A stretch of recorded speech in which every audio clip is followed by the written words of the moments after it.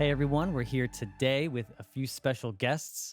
We've got 5 people on the podcast today, which is a lot more than we usually have. We're joined today by returning special guest, my fiance Alana, Yo. Woo! and we are also joined by, of course, my co-host, Mr. Joe, over here. Howdy. And our other 2 special guests are 2 of our most beloved humans in the world, Joe and I's cousin Nicole Albanese Hello. and her husband Josh. Ciao. Now, these 2 special people are hosts of the Funny Till It's Not podcast. So, why don't we just start off by talking about your podcast, what you guys do, how often you release episodes, anything you want to share about your podcast? Sure. We release every Tuesday. I don't really know what to start out with. I guess how it like came to be. We used to play Magic it was Saturday still, right? So we played Magic every Saturday with a big group of people, and then it got crazy expensive, and we were like, can't keep up with it anymore.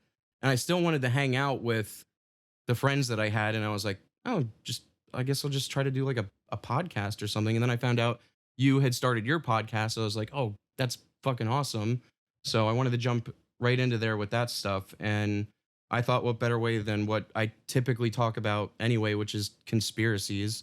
And I thought the easiest way to convey conspiracies is with comedy, because it kind of like grounds it a little bit more. I feel like it reels them in like, oh, this is kind of funny. And then when you slam the truth on them, they're like, oh man, this isn't funny.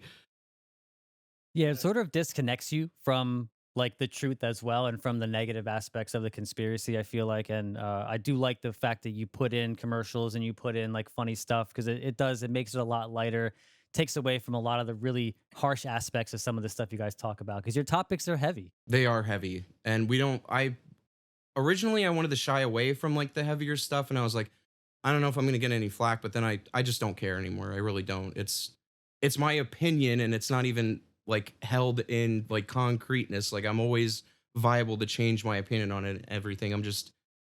I'm researching and giving the facts.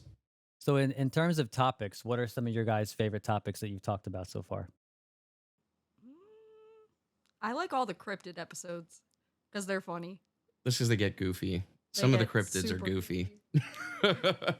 we get real creative. I also like the Titanic. That one was really good. That was a good one. Yeah, I like that one too. That was funny. There were just a lot of things that you didn't think about or didn't know. And I was talking to a few people and they were like, oh, do you really think that those conspiracies could be true? And I'm like, I mean, people doing dumb shit for money? Yeah, I do think that might be true. Pretty much the basis of all conspiracies, right? Yeah, if like you notice, because like you said, you put comedy into it to like lighten the mood. It's like conspiracies in general are basically all doom and gloom. If you don't Yeah. put comedy into it, like I can't think of one positive conspiracy. There's nothing about a conspiracy that's like uplifting. It's all like killing people or like lying to the public and mind control, all this different type of stuff. It's like, so you got to add some light to it, or else it can get pretty dark going down those avenues. Even a feel good one, like I don't feel it this way, but some people think that like God is some conspiracy theory. Like you think that would be positive, but then you look at the church and all that other stuff. You're like, oh, there is a lot of dark to the positive sides of it. Yeah, absolutely. One of my favorite episodes was the inner monologue one, because I love that one. I want to do a second part raging for that, because dude, I don't believe someone cannot have an inner monologue. I don't believe it. Well, what they say is like I can believe it. It's just so foreign to me. It's like how you can think in, I guess they think in like images or themes or concepts rather than like a linear language. Mm-hmm. When I think about that, it makes me wonder what the benefit to that. Like they would say, if you're following like evolutionary theory, there has to be an evolutionary benefit for that trait to like maintain through time.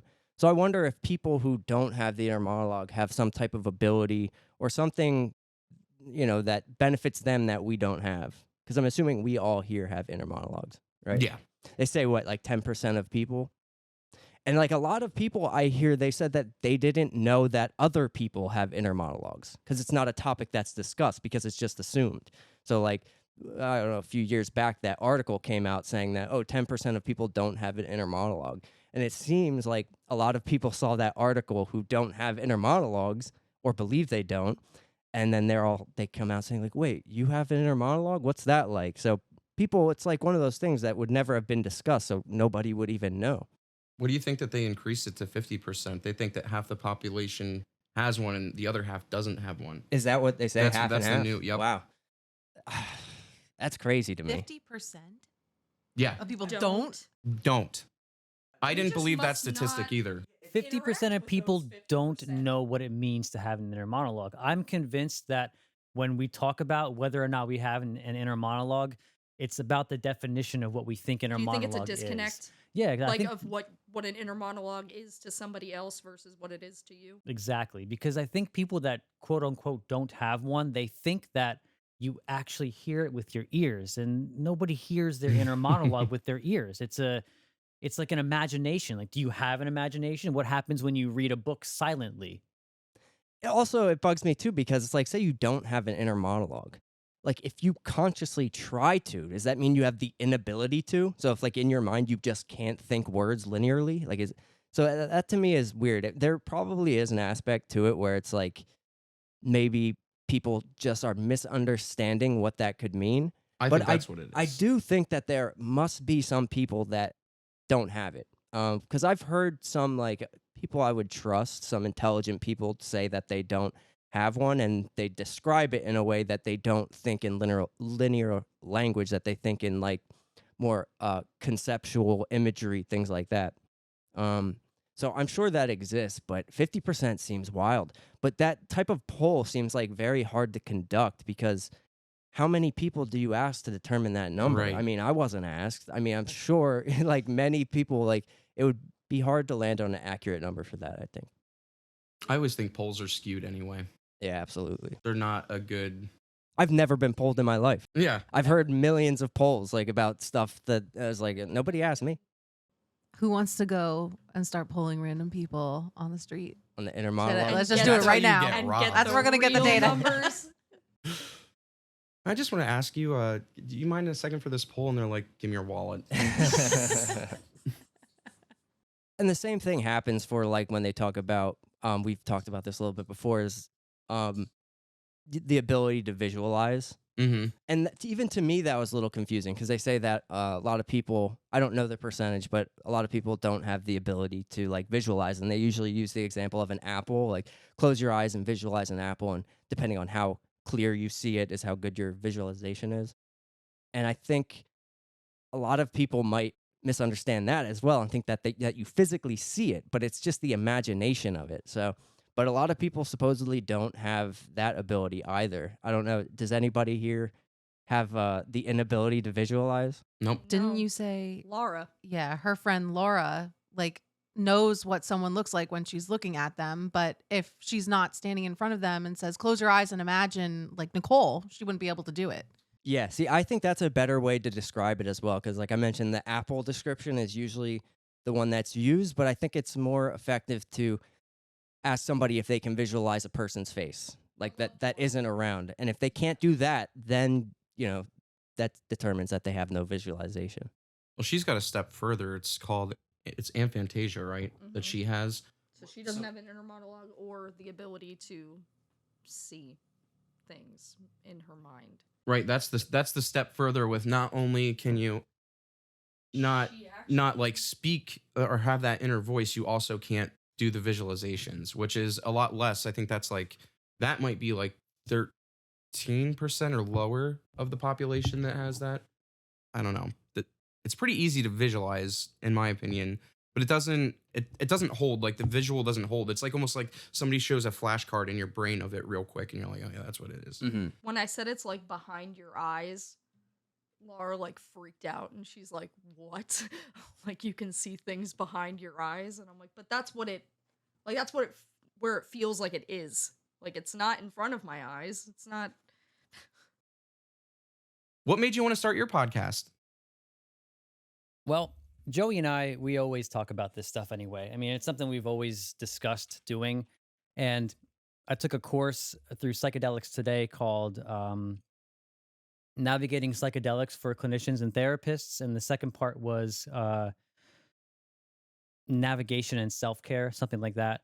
And as part of this course, at the end of it, they do what's called an integration project. So you have to integrate everything that you've learned, all the things that they've taught and that we discussed in the course, and you have to put together some sort of a project. A lot of people put together like pieces of art, or some people applied for jobs and things like that. Okay. So what I decided to do for my integration project was to first of all confirm with Joe, like, hey man, do you want to actually do this podcast, because we can do it. And then after he agreed, I planned it all out structurally. We decided how often we're going to release episodes, got together a bunch of information on gear and all that kind of stuff, and I put together a little PowerPoint presentation because we had to present at the end of the course what our project was. And we just kept going from there. And it's been really cool because not only have I been able to talk with Joe, once or twice a week, or sometimes once every 2 weeks or whatever, I was able to form a lot of connections with people I never thought I'd be able to meet and talk to through interviews and stuff. And through that class, Psychedelics Today's course, I was able to have like some people on through there that I met. The instructors both came on, and some other people, some guest instructors came on as well. So yeah, it's been cool. And for me, the way it kind of manifested was like basically we started taking psychedelics together. Mhm. And, through that process, like we would, take psychedelics, have these amazing experiences, and then we'd hang out and we'd start discussing like our experiences. And like independently, it seemed that we both started kind of going down a very similar path in our Mhm. discoveries and what, we thought about the world, reality itself, in our minds, our spirits, all that. So we would get together and talk about our discoveries through psychedelics. We kept finding, I would say, similarities in the things we were discovering and our interests, and we'd have these discussions. And he mentioned a podcast. I was like, yeah, why not? We do this anyway. We're always talking about this path that we're going down and what we're learning. And so why not just record it? And through the podcast, it's like we get to explore our ideas and learn more. So I think it's been awesome. I thought it was a great idea to do. So, every week or two we meet up and we have these long discussions about just reality itself and what we've learned through psychedelics. Yeah, it's been awesome. I like the journey you guys are on. I always like, did you post anything yet? I'm always asking. It's my favorite podcast to listen to. Oh man, I thank learned you. so much from both of you. I learned so much too. It's really cool being able to, like, when Joe and I both come together, it's like I have my sources of information where I go to like confirm things, and what I read and what I listen to. Then he has his stuff that he listens to and that he reads. Some of it is obviously there's a big overlap there, but we both kind of come to this center point where we can share ideas with each other and learn from each other. It's fantastic. I wanted to ask you guys because you mentioned your podcast is like a lot of conspiracy talk. So when did you become interested in conspiracies? Like, was there one specific conspiracy that opened the gate, or how long have you been interested in this? So for me, so Josh has been obviously a huge influence with the conspiracy side, not because I never was interested in it, but I just never really thought of it as much as I do now. But there was one moment when Josh and I first started dating that I was with my friend at the time, and we pulled up to her house and there was a UFO just chilling right above her house. And I took one picture of it, and she was like, let's go, we gotta go inside, like blah, blah, blah, blah. So I ran inside and I called Josh, and he was like, what are you doing? Get back outside and record. Like, what is wrong with you? And I went back outside and it was gone. 2 seconds. Like, it was not very long at all. That wasn't even far from here. No, it was right up the street. And it made no noise. It was all different kinds of colors. I did have a picture of it. I did post it on Facebook, and everybody was like, that was military. And I was like, no, it wasn't. Like, I know what I saw. I know what I heard. and I've it never was heard of not- purple lights on a and craft I live before. around here, so I've never seen this before, and that kind of opened me up to the whole UFO thing, and then I think it just spiraled from there. But I do enjoy it, and it keeps life interesting. You know, if I feel like if we just believed everything for face value, like what's the point then of doing your own research and finding new things if you're just gonna follow the media? Absolutely.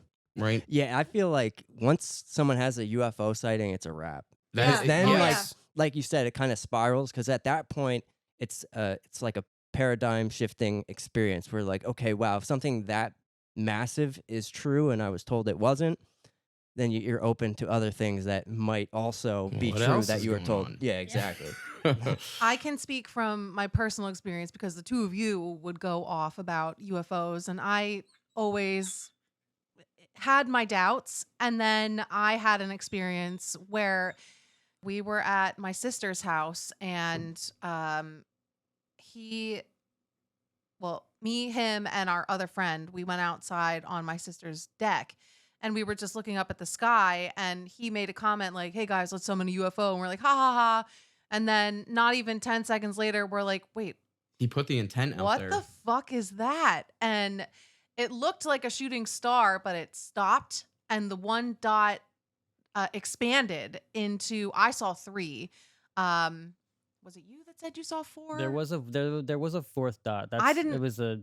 I fourth didn't light. see the fourth one. I saw three though, and it made the shape of a triangle, which on like, Unsolved Mysteries or any other UFO videos that you see, that's a common shape. And I was like, okay. So I see these three dots in a triangle kind of moving on this linear grid, but it's also rotating at the same time. So it wasn't natural.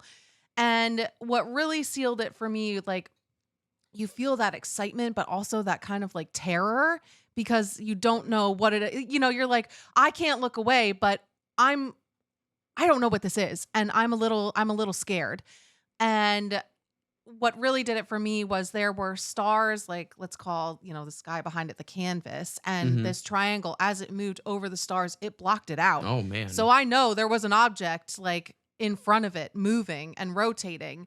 And I felt fear, and I was like, okay, just remain calm. And I looked at my friend and I was like, okay, do you see what I'm seeing? And she was like, I wasn't going to say anything, but yeah. And that's also what kind of solidifies it for you. I think experiencing it with someone else who also was in the same ballpark is like, I don't know, people talk about them, but I just don't know if they're real. Going through that experience and seeing it, that really did kind of solidify it for me that there's something out there. I feel like there's like two avenues, like Joe said, that you're either when you see it, you're all in, or you disconnect 100%. You're like, I was just seeing something. I was just seeing shit. Like that was. And it's A really figment. easy. Yeah, it's really easy for people to write that off as like, oh, it was military, or Right. oh, it was this, or oh, it was that. Chinese lantern. See, I think for me, like the most fascinating part of what you just said was it's so interesting that, you said, I don't know if Josh, you said it, but you said, let's summon a UFO. And like you look up and then it happens to be there. I find that very fascinating that it seems, at least some people would believe, that there is a connection between the mind and like a summoning of a UFO. Or like, the whole CE5 process. I was which just is- gonna say, makes you think there's something behind that. yeah, Right? basically you get together and have a meditation with the intent of summoning an object in the sky, and people have success with that. So I find it interesting that, you look up and, it's like a 1 in a million chance that you're going to actually see something. And it happened right after some form of putting the intent out there, which is Well, I just want to fascinating. say he's done that a million times before and it never happened. So Not a million. I'm obviously being facetious, but we'd be sitting out on the deck. You'd be like, it'd be so cool right now if you and I saw a UFO. And then we look up and be like, yep, nothing's happening. So this was no different when we walked outside and he's like, let's summon a UFO. And we're like, yeah. And then all of a sudden we're like, oh shit, what's that? So I also thought it was weird that he Mhm. said that. And, not even a minute after we saw it, but there have been other times where, I don't know, I guess maybe the intent wasn't fully there, or maybe, I don't know. Nicole won't let me contact UFOs. Why not? You scared? You scared of contact? At that point, It's she not was. that, but one time no one that we know watches this. You don't know that. Well, I say watch. You don't know that. Listens to this. I just get scared around Josh's family. But one time he did, was it mushrooms that you did? And it was the you were edible. like, Nicole, I have a feeling that I need to go outside right now and there's going to be a UFO in the sky. And I'm like, sit the fuck down. I was like, don't get up. She wouldn't let me. He's like, I gotta go outside right now. There's definitely something in the sky. And I was like, sit down. You're not going outside. I was so scared there actually was something outside that I was like, you're not. Nope, not right now. I was projecting my energy hard. So He was. It if may they have would been have been out something there, it out would have there. been then. There may have been something out there. Yeah, I've found like when I've all the experiences I've had in like a UFO sighting, it's always me by myself, which is like, it sucks because then I have to tell someone about it and they're like, cool, dude. It's like, no, you don't get it. Like, it just sucks being the only one there. But I'm so fascinated in the topic and I want to see UFOs. But then, like, you know, when it would happen, it's like, it's pretty scary. Like, I get a pretty deep fear, especially I am alone. I'm like, what the fuck? So, I get like I don't know, just like a weird feeling in my bones. I've only had, I'd say, 3 like really compelling sightings in my whole life. And each time I was like frozen in amazement. And then like immediately I'm like, I gotta get inside. Like I want to get away from this, spending like, you know, hours of my life thinking about this and wanting to see it. And then I see it. And after 5 seconds, it's like, yeah, get out of here. Yeah, it's interesting. You think that's instinct, like fight or flight? At that I point, think you're so. like, Especially like when you see something that doesn't quite make sense. Like, for instance, like my one sighting, I saw 4 objects that were like pretty close, like extremely close, like relatively, and there's no noise coming from them and they're moving in a weird way. And it's like, it's just this weird dissonance in your head. It just doesn't, it's like seeing something that doesn't belong in reality. So it's like a weird feeling. It's like, doesn't make sense. You're trying to compute it. So you're frozen for a minute, just like in amazement. And then you're freaked out and you want to get away or get, like I said, I'm alone. So I want to get somewhere where there's more people around and like tell them what happened. And, you know, when you try to tell the story, it never comes out right because Right. it's like, you know, if somebody tells you a UFO story, you're like, oh, that's interesting. But actually having a UFO story can change your life. I think you Doesn't can. do it justice. No, never. No. They're like, oh wow, you saw a triangle in the sky. It's like, no, you don't get it though. Like, it wasn't just a triangle in the sky. There's more than that. Yeah, I do think that though. Yeah, that's when you see that stuff. It just, for me, I get awestruck. Like I have to keep, and I think it's a problem when I get awestruck because the camera's not even a thought in my mind when I'm seeing that shit. It's like I just have to get as good as a look at this thing as possible instead of me fiddling with a phone trying to get the perfect setting that no one's going to believe anyway. Yeah. What would it matter? 100%. Same thing. I've never, in the experience of a sighting, I've never even thought about getting my phone out. It's just not, you know, for me, I would get frozen. And it's like the last thing you think about is pulling out a phone. And at least in my experience, all the sightings are like fairly quick, like less than a minute. Like, you know, Yeah. for me, my longest sighting was probably about 30 seconds.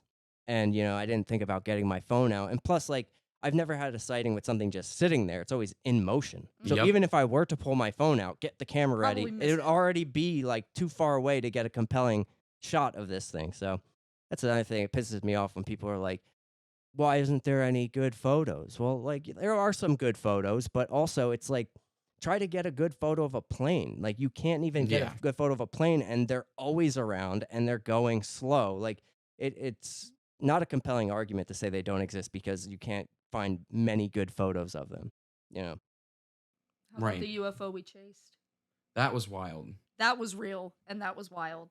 So I'm sure we said this story before, but we were going out at nighttime, driving somewhere with the kids. It might have been Sheets or Trying to get something. I think food. we were trying to get food, and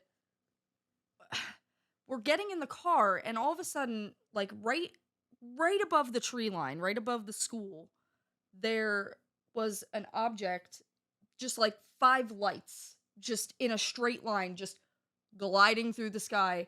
And I'm sorry, I'm gonna throw you under the bus, but he saw it and he threw the child out of his hands and was like, "What the fuck is that? What the fuck is that?" And I was like, "I don't know." So we get everybody in the car real quick and we start driving, and we're just like, this thing is just in the air, just going, and we're following it. No noise, nothing. I think we did attempt to get some videos, but I think our phones were dying and I didn't have my phone. And then we got to a place where we saw Walmart and it was sitting right above Walmart. Tons of lights in a line. And we know that somebody else saw it because they also pulled over and they were out of their cars looking at it. I don't think we got any good pictures or video, but that one was unforgettable. It was crazy. How close were you to it? The closest Oh God, was it right was above. right above, like as probably like right above the school. It was so that's what creeped me out so much when she first said So- like, "What the fuck is that?" It was how close to the ground in proximity in the air that it was, and that it was no fucking noise. Not a single noise came out of it. I find that to be like for me at least, that was like the most striking part was like the lack of noise, just like the dead silence. Just for how close it was. Yeah. Like It was something, not a a hum. plane. It Right. was not a drone. It was huge. It was right in front of us and it did not make a sound. Yeah, because you can hear like by my house, I get planes, all sorts of different planes from airliners to like little Cessnas. You can hear all that stuff easily. If people don't think we can't tell the difference between a plane and a UFO, Right. then Like, sorry, this place is chock full of airports. Like, you're never not seeing a plane and not hearing what, like you said, like we're right by the AB. ABE, and all the time there's Cessnas constantly flying out of there. There's all the passenger jets that are always leaving out of there. Like, you're right. Like, once you live there, you know what these things look Mhm. like. Yeah, especially like for me, and I'm sure you guys too, like you spend a lot of time just looking at the stars, looking Yeah. at the sky. Mhm. So like when you see something that doesn't belong, it's obvious, it's glaring, you know? And like for me with the sighting I was just talking about, it's like it freaked me out a lot too because it was right in my backyard. Like Yeah. it was like right behind my house. It's like no reason anything should ever be there, you know. I get a lot of planes that, you know, just travel over in the direction of my house, so that's like normal. But this was like low, you know, it wasn't like up way thousands of feet in the sky. And these 4 crafts also, they were like flying dark. It was dark outside and these things had no lights on them. Like it wasn't like, you know, a plane has like a red, a green light, whatever. Yep.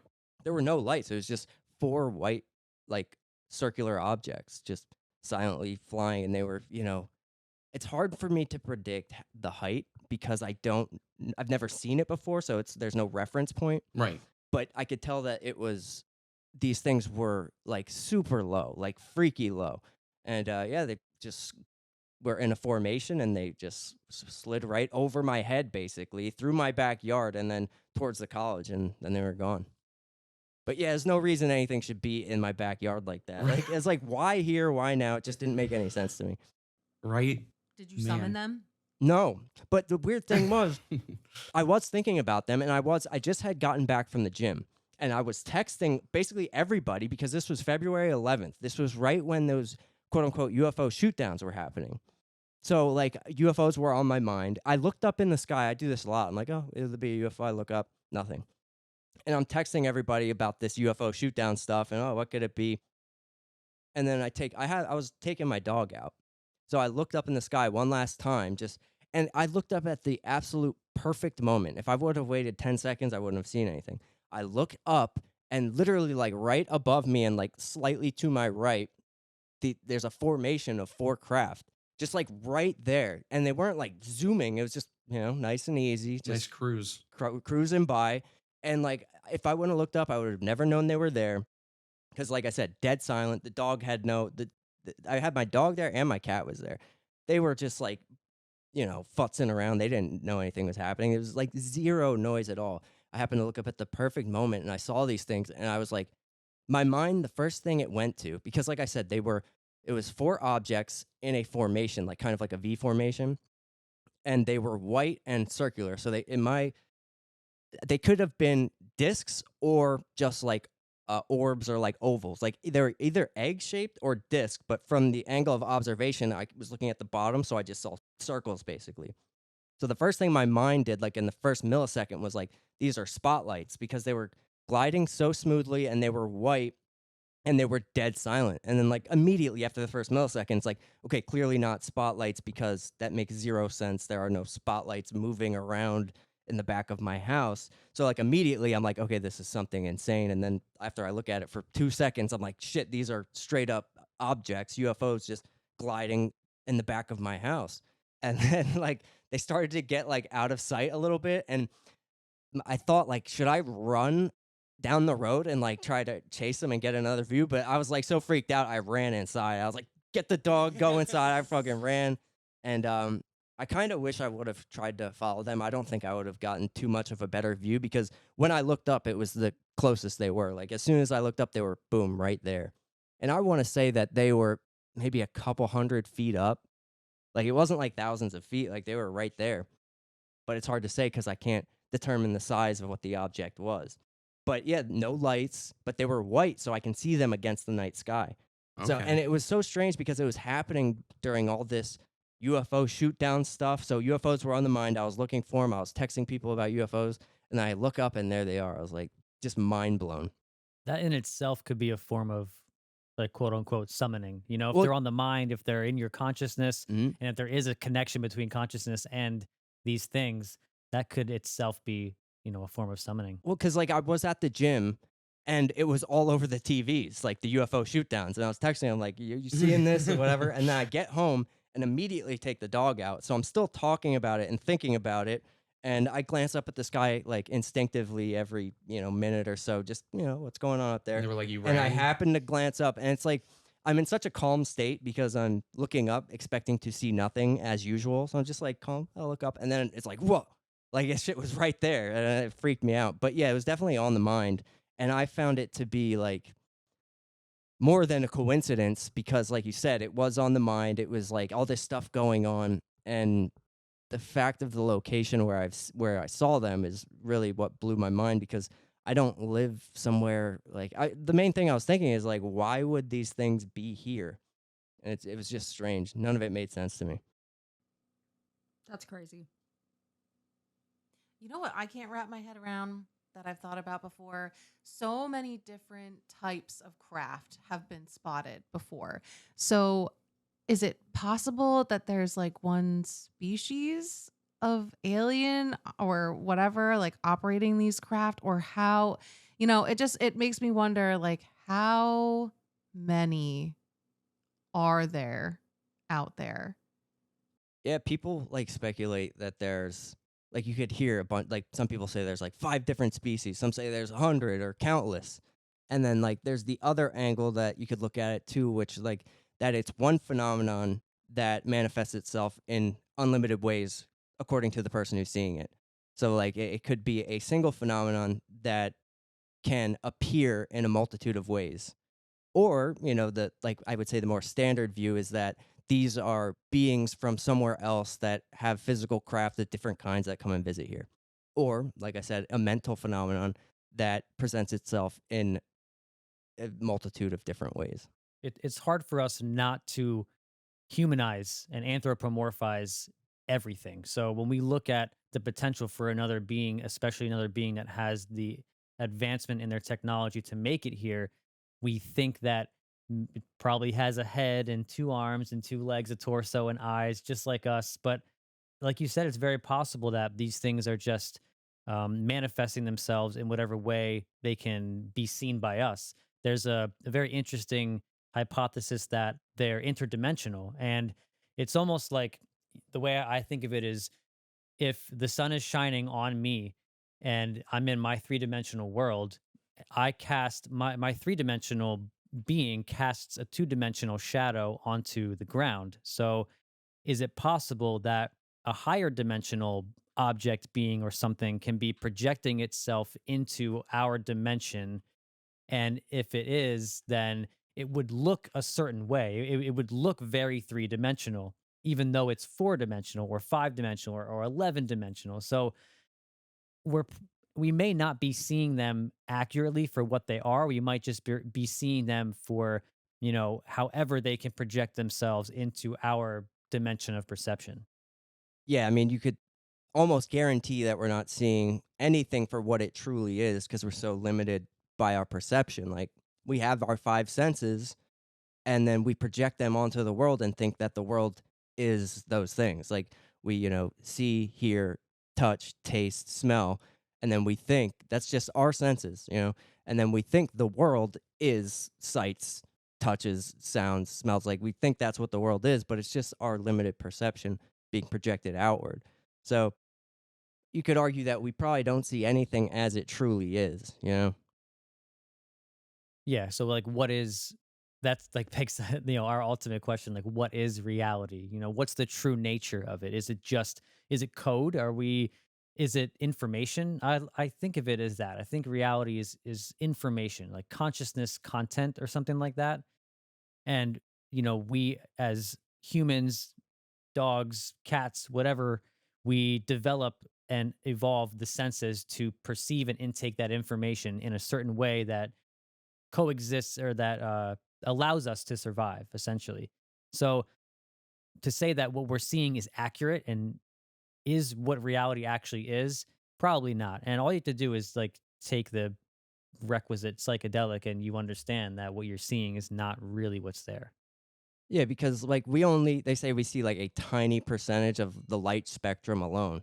So like there's tons of things that are supposedly in reality that we aren't seeing. Like we evolved with certain senses with the main objective of survival.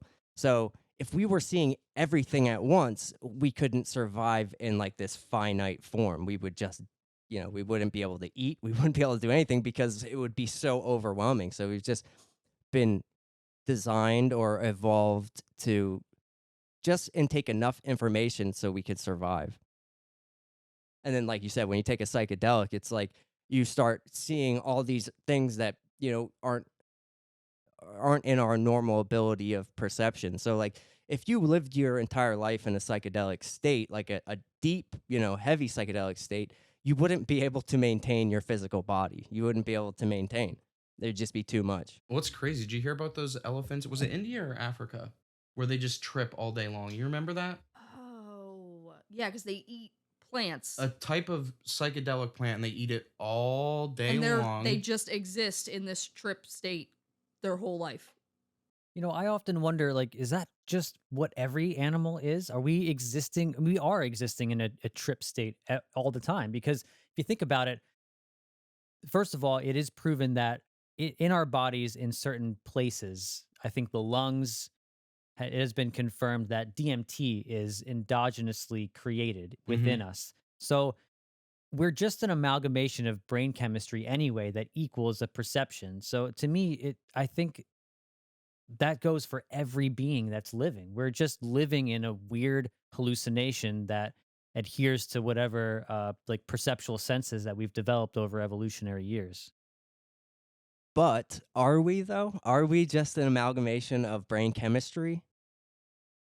Well, I would say What that we consider reality that we're seeing, hearing, feeling. That's if you're like, as you said earlier, if we define reality based off of what we see, what we hear, what we feel, then yes, we're experiencing an amalgamation of brain chemistry. But again, when you take the psychedelic or when you do the particular meditation, you can sort of branch away from there because it's as we were saying earlier, you look inside, you find the answers inside yourself or inside your mind as opposed to what's outside of it. See, the reason I asked is because I would say like another way to look at it would be that the brain chemistry that you observe is more of an image of a thing rather than the thing producing it. So like for instance, like if you're terribly depressed and sad and crying and you look in the mirror and you see a contorted face with tears streaming down the face. You look at it, you see the face and the tears. The face and the tears aren't the sadness. It's the image of sadness. So when you look into brain chemistry, you could say that it's just the image of what another individual consciousness experience is. So it's not that that is what's producing it. It's just an image of what that experience looks like from the outside. You know what I mean? I like brings, that. Yeah, it brings to mind like photography, you know? In the 1800s, when they just used like the really rudimentary, version of photography, you have this like crappy image. It's very grainy, black and white. And now we have these high definition cameras. So it's like when you upgrade the tools, the image upgrades as well. But the image, it's this awesome quote that the map is not the territory. The image is not the reality. It's just the image. Right. It's not the thing in itself. Yes. So, like, I would say that that could be extrapolated to, like, because the normal materialist view is that, like, the brain chemistry produces the experience, where really the experience just is. And when you look at someone's brain, you're seeing an image of their experience, not that the image or the experience is created within that chemical construction. It's just an image of what an experience looks like. Or like it just kind of happens. It's almost a result of the experience, not the other way around. Right. We look at the brain because we say like, okay, you get in a car accident, you smack your head, and you're altered. You can be altered forever if you have damage done to your brain, but that doesn't necessarily mean that uh, the reality itself is altered. It's the perception. It's the image that's altered. Mhm. I had a question. It's a burning question, and I had a tough time with it. I think you guys might have talked about it already. Do you guys believe in free will? Did you Oh hear about that man. Stanford scientist that just came out and he said that there is no such thing as free will? I don't think I don't believe that. like that's the Sam Harris argument too, that there is no free will. Me and Joe have talked about this plenty of times. And if you're saying that you don't have free will, like you're still acting as if you do. To me, it's a paradox that we have to be able to hold, that there are certain aspects of our being that are automatic, that we do not have free will over, but we do have free will to a certain extent. And if you say you don't, but you act as if you do, then the paradox is off balance. See, and I go back and forth on this too, and it's like I think it's because it is a paradox because in your first person experience, you experience free will as if you have free will. But part of me, I think in actuality that there may not be free will in the way that we normally consider it. You experience the act of free will when you're kind of in an illusionary state. But if you take it to its extreme, I would argue that you don't even exist to have a free will. So that's like the furthest I think you could take it because right now I would say that it's an illusion to identify with the ego and that the ego that you are identified with isn't actually true and doesn't exist. So if you don't actually exist, then there's no ability for you to have a free will. For instance, like I would say the free will that exists is the free will of existence. So existence is willed into existence, basically God's will. But if you consider yourself as a part of that you are nature, that you're not separate from it, that it's all just happening, and you aren't identified with an aspect of it, meaning the ego, then you aren't there to have a free will to make the decisions. So I would say, like, you're not necessarily ever making a decision. It's just essentially happening to what you're identifying with, if that makes any sense. I understand what you're saying, but if you bring it back down to like, I like to think about animals when I think about this type of thing because when you talk about like free will from a human, you can get really caught up in your own mind about what it means and what I am. Like, 'cause, like that's the whole basis of the question that you said. Like, what is me? Who am I then if I don't have free will? If I'm not my ego, then who am I? But I think when people ask the question of whether or not we have free will, they're asking it based off of like an egocentric uh like perception, an egocentric point of view. So if we bring it down like into the dual and I say as my ego or as my biological survival being, I do have free will. But then on the other side of that, as you said, you don't at the same time. And I think that's where that paradox does exist. hmm Exactly. So from the first person experience of the ego, free will exists. But in actuality, when you investigate the self and you start to peel apart the layers and understand that what you are isn't your name, isn't your body, isn't the thoughts you have or the ideas you identify with, and then you strip it all away and then finally come to an answer of who am I, what am I, and you realize that you're not the ego, you aren't there to make the decision. So you're in actuality, and this goes against everything I want to be true. Because like as a human being, I want to say I have free will, and in a sense, like you mentioned, it's a paradox. From the first person sense, I have a free will because I behave as if I do. I behave as if, I'm the one making the decisions. But when you truly strip everything down to the true nature of what you are, which is the same thing that all of us are, is the same single thing, which is everything, all of nature, then you don't actually have any free will in making decisions, but you are the thing that wills existence as a totality. And I think a very important aspect to look at this as is like, you think about the connection between the people in this room, between everybody. There's a connection. There's something that connects all beings and all people. And within that connection, again, if you kind of bring it down to the dual, we have a certain amount of free will in terms of how we affect the field that we share as people, as animals. So I think that's where the free will really kind of resides is, what are we doing to affect the field that connects all of us? Are we spreading love? Are we spreading hate? That's where the free will, I think, is. See, the free will thing is it's really mind blowing to me because like it brings into question just about everything. Because even the aspect of time, when you say that, it makes me think about time as well. Because for free will to exist, then time has to be as it appears. So there would have to be a true sense to there being cause and effect. So in order for there to be a free will, there has to be a cause that equals the effect.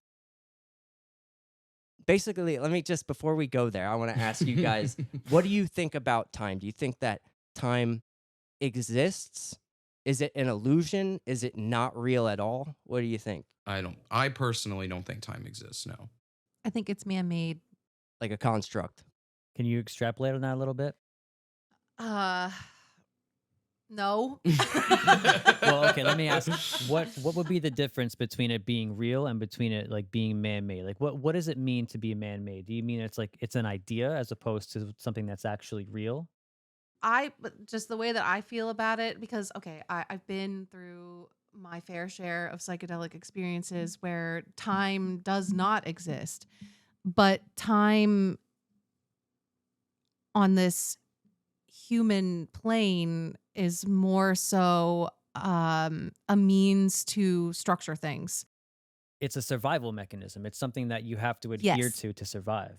Yes. And evolutionarily over all of the millions of years that we've been, evolving, we've adhered to time. And you just look no further than it's just the sun. Time is just the sun. That's it. And It's your just us relative moving around it. position and the Yeah. mass of the thing you're standing on, it's weird. And like the illusion of entropy as well. You know, see, it's such a difficult question, but you think about like, because, now there's space time that like Einstein would say that space and time are the same thing. And I was thinking about time. I don't think that it actually exists, first off, because you can't get a hold of it. Like I can't show you any time ever. All I can show you is now. Like you can't point at time, you can't grasp a hold of it. I can point to a watch or I can point to a clock, but that's not what time is. So like as soon as the second passes, it's always going to be now, basically. And what I was thinking about what time could be is that all time is the space in between two thoughts. Does that make sense? And then what space would be is a medium in which simultaneous thoughts can appear in continuity. And this is based off of the idea that possibly what I would believe is that reality is mental in nature. It's more of a mind than a physical structure. So in our finite minds, we think of time as it's just a space between two thoughts. So our finite minds can have separate thoughts. So it's actually a space between those thoughts.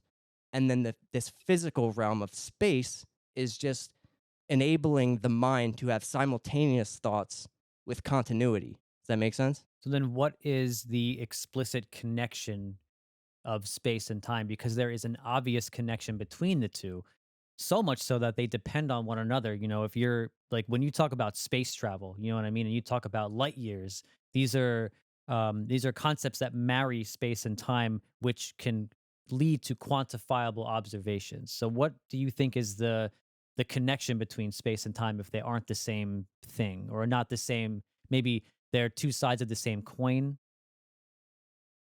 Like I said, I kind of agree with them being constructs, but I think that because, like, for instance, I don't think, like I said, time actually exists. And like I was kind of saying before, the whole cause and effect thing, there's no, I would say that all that exists is this right now, and this is all that will ever exist. And when you think of something that caused this, it's just, it's pure imagination and construct, basically. Time to me seems to be it seems to be experience. And the reason I say that is because, again, like Alana had mentioned, she's had, psychedelic experiences where time doesn't really seem to exist. It's hard to say that, like, such a definitive black and white statement like time is not real, time does not exist, but you can experience time differently than what we consider linear eternal time. It's almost as if time does not follow a timeline. It's rather infinite instead. But it's really hard to say it doesn't exist because, like, as you said, what kind of popped out to me as part of what you said was you can't show anybody time. You can't show it. But you also can't show consciousness. You can point to a person, but that's the watch. Consciousness is the time. So Right. it doesn't necessarily mean that consciousness doesn't exist because if you or I were to be pressed, we'd probably say consciousness is the only thing that exists. So just because it can't be shown and it can't be seen or heard or whatever doesn't necessarily mean it doesn't exist. At the same time, it does, though. It definitely, You know, it I would definitely say does. it's another paradox. It's but like free will. But like we have to, I would say, in our finite minds, in the human state of consciousness, we have to kind of construct time or believe time for, like, for instance, for you to answer my question. Like, for you to answer a question I ask you, there has to be a space between those thoughts. And that space is, I would say, what we call time. But that it doesn't actually exist as it, I would say that there's only an infinite moment, like an eternal now. But in this game that we play, we have to parse things between thoughts, and that's what we call time, I would say. I don't think that we are, it's more of like a dream, I would say, reality itself. So it's not like when you wake up from a dream, you don't consider the time of the dream as like a serious, like a tangible thing. And often in dreams, time doesn't actually make any sense. So I would say that it's just a way for us to maintain coherence in this experience rather than a thing that actually exists. And like I would say, through psychedelic experience, you can, a lot of times when people use psychedelics, they say they experience things that are realer than real, more real than our like human state of being, where you transcend being a human being and you enter into something else where you can experience truths that seem more true than what you experience at this level of consciousness. And I would say that you can experience a state that feels more true, that time is a literal non-factor, where there's a multitude of states you could experience. Somewhere you could basically feel the relativity of time, that it's not an absolute thing, that it's absolutely relative.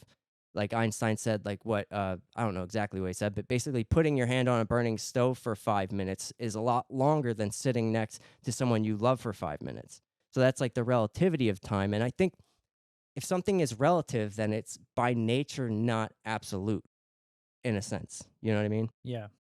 So I think it's just all part of like the state of a human being, like our finite minds constructing something, but it can be transcended to a point where there's no actual time. What do you think, Nicole? So I'm gonna bring up something weird about time. So has anybody ever been sitting on your phone and doing something and you look at the clock and it's, whatever, 8 o'clock. And then you look at the clock like you believe would be 2 minutes later and it's still 8 o'clock and you're like, what? Like, how has time not passed since I last looked at the clock? It feels like it's been a couple minutes.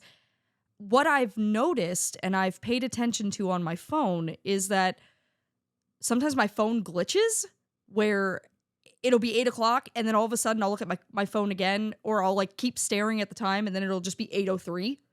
And I'm like, did my phone like lag on the time? But it scares you because it's like, if my like, how do I know that time actually passed if my phone is lagging? Like, has that happened to everybody, or was that just my phone? And if that is a thing, then could, why do days feel shorter? Are they glitching our phones and speeding up time, glitching all of, I mean, I know that would be pretty hard because there are so many clocks everywhere. You would have to manipulate all of them at the same time to make it be everything. But I mean, how many times have you run into where a clock is slow or a clock is fast? Like, do you remember changing the time on it? No, but somehow it's fast, somehow it's slow. Has it always been slow, or have our phones been speeding up, but our manual time clocks not sped up? Like, I don't know. That blows my mind. And in that sense, like time has to be an agreed upon construct, because like, let's say the powers that be decided to fast forward time an hour, we would have to accept that that's what the time truly was. Well, think about that. That's about to happen. Daylight savings is exactly that. Yeah. But like, We've all agreed that time moves an hour forward or an hour back 2 times a year. and like with the relativity of time, because like you'd say sometimes it feels like time is moving faster than other times. Like, to me, it feels like time has to move, and the relativity of it is based upon like I was mentioning before, the space between thoughts.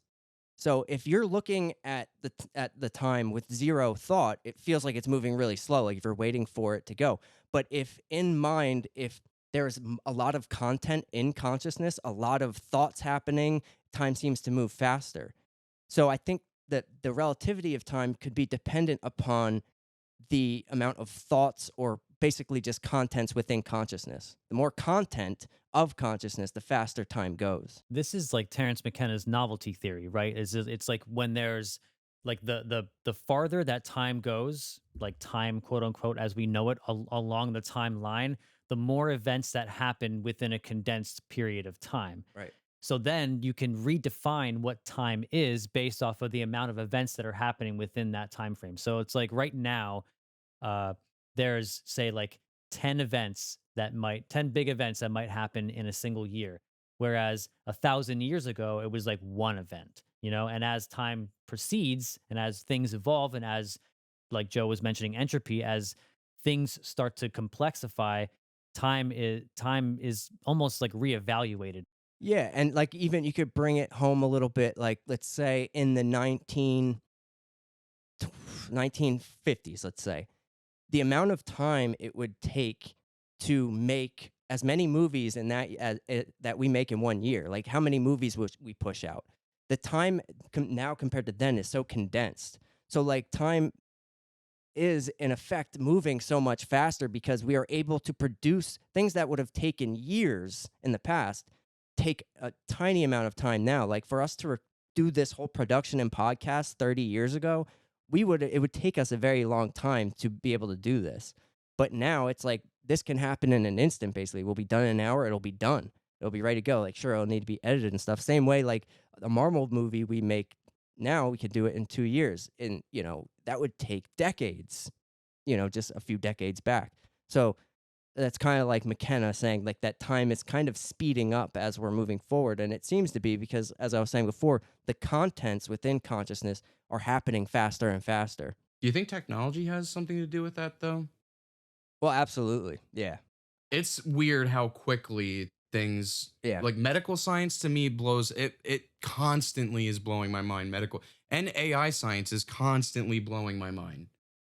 And with AI especially, it's like, they say whenever we create an AI that can is intelligent enough to begin improving upon itself, the first instant that is able to happen, it will surpass millions of years of human evolution in like a fraction of a second. And in a single moment, the amount of improvement it will be able to have upon itself will surpass anything we could imagine. That would be like the singularity, where we're basically fucked and owned by a machine at that point.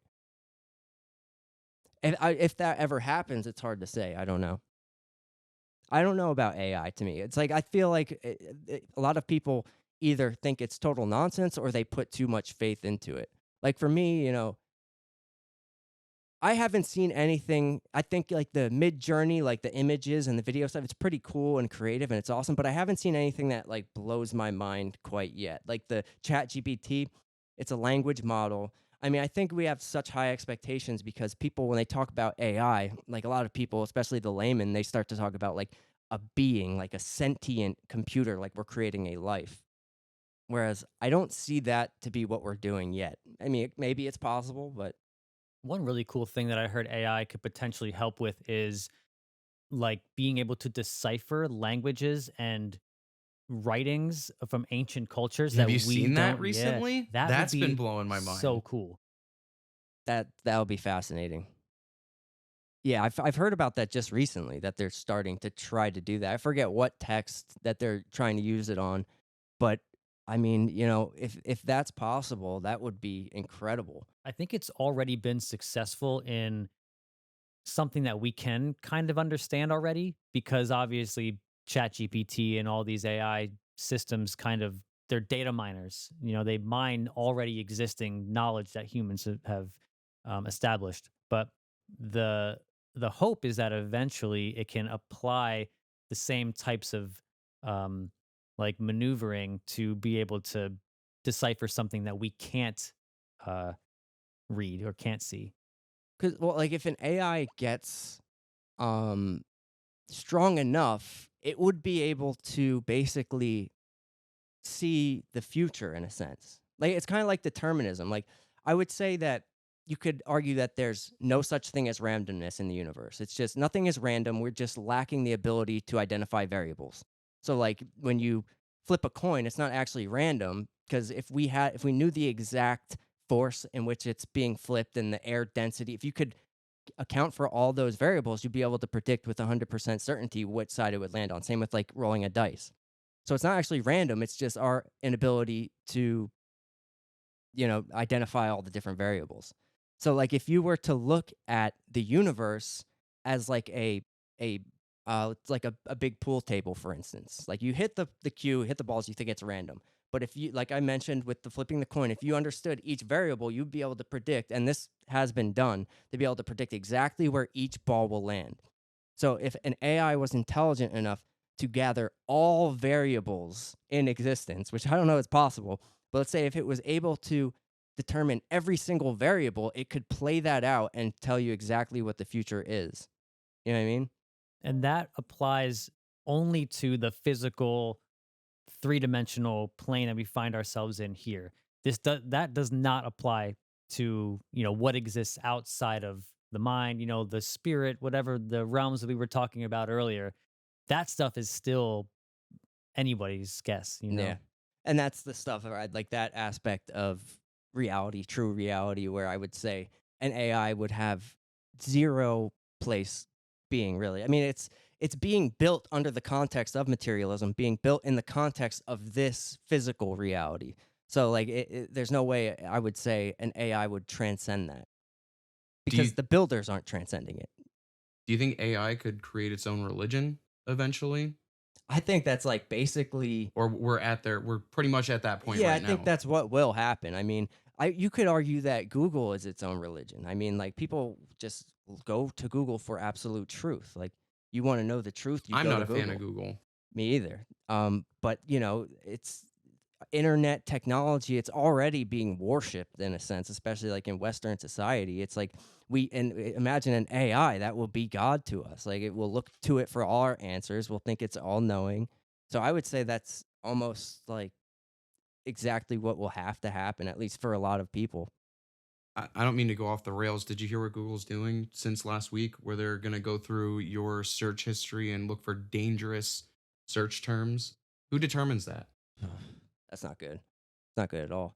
There's also this guy coming out, speaking of Google, he was talking about how Google's been rigging elections for it. Like this guy, something Epstein. I believe it because It's it's insane. story suppression all the Mm, time. Think yep. of all the things that you probably could have heard about not even I wouldn't even say our election cycle. I'm thinking like pretty much any election cycle, how much stuff is held back due to the person being like, all right, I need to talk to the Google execs and give them X amount of money so they just don't publish this content There's or also backdoor it so far that you can't find it. they definitely do that. And another thing that they were doing is that they were sending notification, like, because first they have all your info of what you search. They know what your political leanings are.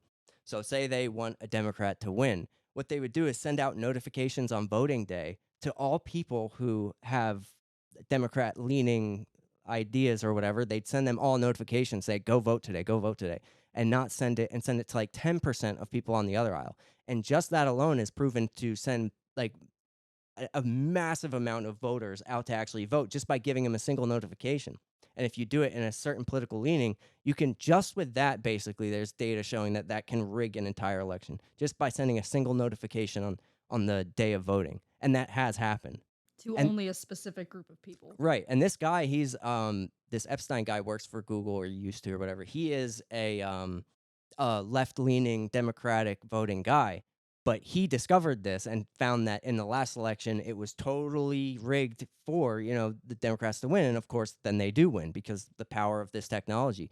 But he found this and he's speaking up against it, which is commendable because it was his people that he wanted to win that benefited from it. But he's coming out against it, which I find pretty cool, and it's just mind-blowing. This guy's been on a bunch of interviews lately. I just heard him, and it's like the power of the technology is just out of control. There needs to be regulation, I feel. Yeah, Some I sort. agree in a sense, but then it's like these people who regulate, like, it's Who's saying what to regulate and right. There's no clear answer. I mean, it's like this technology has been developed so fast, and we have no ability to like control it. I was gonna say, I think it's out of our hands at this point. Yeah, and Really, then- the conception, it was like, well, it's out there, and there's nothing you can do about it at this point. It just is. Yeah, I mean, we are in like the infancy of the internet. Like, this is a brand new thing. So, like, we are trying to get a hold of it. And, like, when you talk about government regulating stuff, like, our government can't even regulate, like, something like Facebook. Like, they have all this trouble trying to regulate that. And then talk about how they're going to regulate an AI or something so much more complex. They can't even handle, like, these small social media things. So, it's like, I don't know if whoever controls it has a massive amount of power and basically run the world, run our minds. Do you three, since you all work on, do you ever worry about your jobs eventually? Yeah. And actually, what was that?